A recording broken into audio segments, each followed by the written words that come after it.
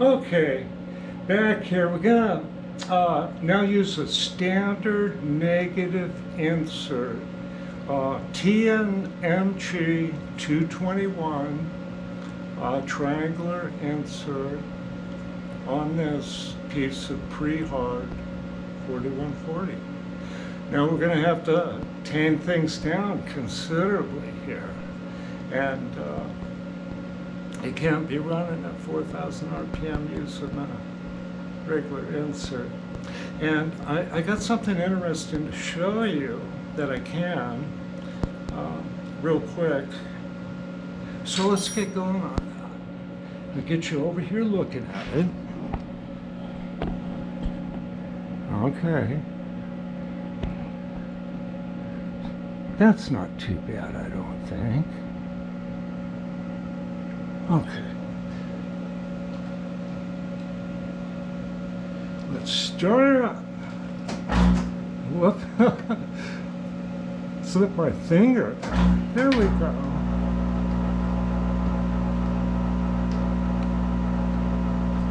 Let's see. It's running 100 RPMs. I'll put a little bit of wax on here. Okay. Now increase the feed to like 6,000. So let's rev it up, but I'm thinking about 1,200 max. Let's see what it looks like. See where we are on the tip. Over right there. Okay, I'm going to dial in just taking 25 thousandths off the diameter. Well, let's make it 30 thousandths off. That's a 15 thousandth step to cut. Not very much. But watch this.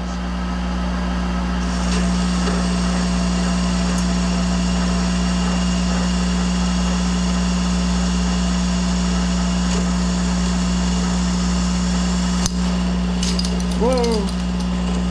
It's hard to break the chip on this stuff, and I don't want to run it any coarser. That's about good. Okay, we'll call that good. Maybe I'll take another cut to try to make a little smoother, a little less depth. But I'm going to show you something interesting. Anyway. So here we go. I think I'll just take 20. 10,000 depth.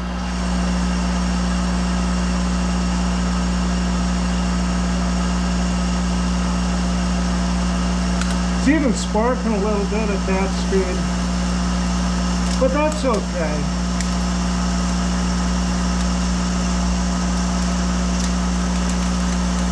Oh, it's smoking, it's smelling good. Okay, call that good right there.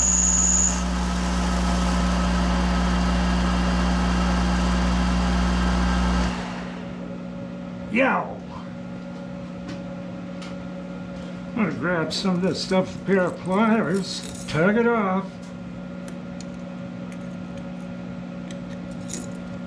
Ah, something like that, huh? Okay, now what I'm gonna do is I'm gonna back this tool post off, move the carriage back, and I hope I'm gonna have to set the camera right on the cross line, just like this. Let's see if you can see. I think so. I think that'll be okay. I hope so anyway. Get all this junk out of the way. I'm going to bring this old time gauge here. This is an FW Horseman Company, Irving, Pennsylvania, I think. Okay, we'll just crank that in and we'll get it on 0, okay? Now you kind of wiggle it. Now, when it's all the way clockwise, that's where it is. I'm probably getting a little parallax there. Okay, now that's right on the end here, okay? Let's move it on back here and see where we're at. Uh-oh. Now we got about 3 thousandths, I don't know, I can't see, 2 thousandths anyway of taper. Remember when I talk about things being bigger on the end? That's what happens. You see, the tool pushed the work over. And I think you're seeing that okay. Might not be exactly on zero. Let me get another squeeze on that. Okay, let's move it back again. Yeah, see, that's about 2 thousandths taper.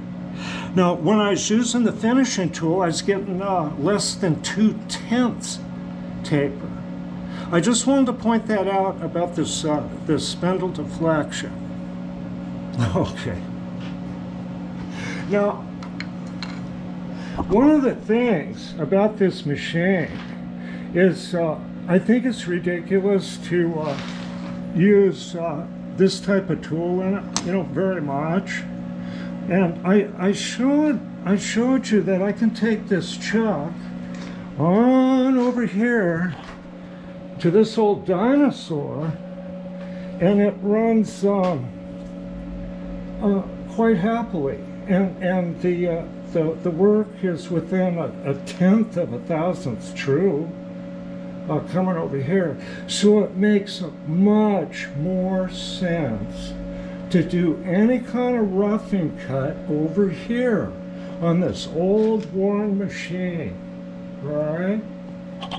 Then I leave enough to finish the part, bring it in the chuck over here,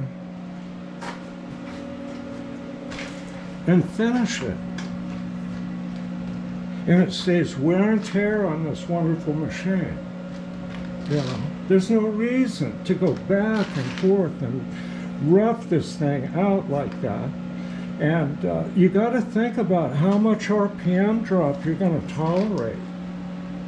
You shouldn't go over the circuit's ability to compensate for load. If you do that, the machine's going to get hot. You're going to cook the diodes. You're going to wreck your tubes. This machine is so specialized, it's really not a whole lot of fun. Now, to me, a really fun machine is that old Monarch over there, and the Axelson outside. This thing is so specialized that it just only does so much. But you can do everything on it. But why would you do that? You know, why would you just take and needlessly wear a machine like this out? I just thought I'd point that out. There's a lot of talk about these machines, and what I want to show you is some reality. Because I've had these a very long time. I've had this for 20 years. I bought it from Lost Creek Machine for the price of that quick change box. Wow, that's a $10,000 option. And that's about what I paid for this machine 20 years ago. I would expect this machine here would be worth more than $20,000 now. I don't know. Maybe more. I mean, it can actually be just demonstrated that it holds factory accuracy. But, what I use this machine for is fitting precision bearings. And most of the time and other things, some metric threads, tools, stuff like that, but most of the time it has that tarp on it. And I use this one all the time. This old machine. So, it's just something to think about. Okay, now I'm going to take this chuck and I'm going to bring it over here and I'm going to rough it down.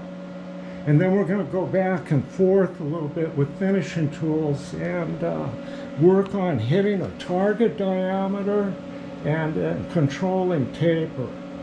Okay, we'll be back.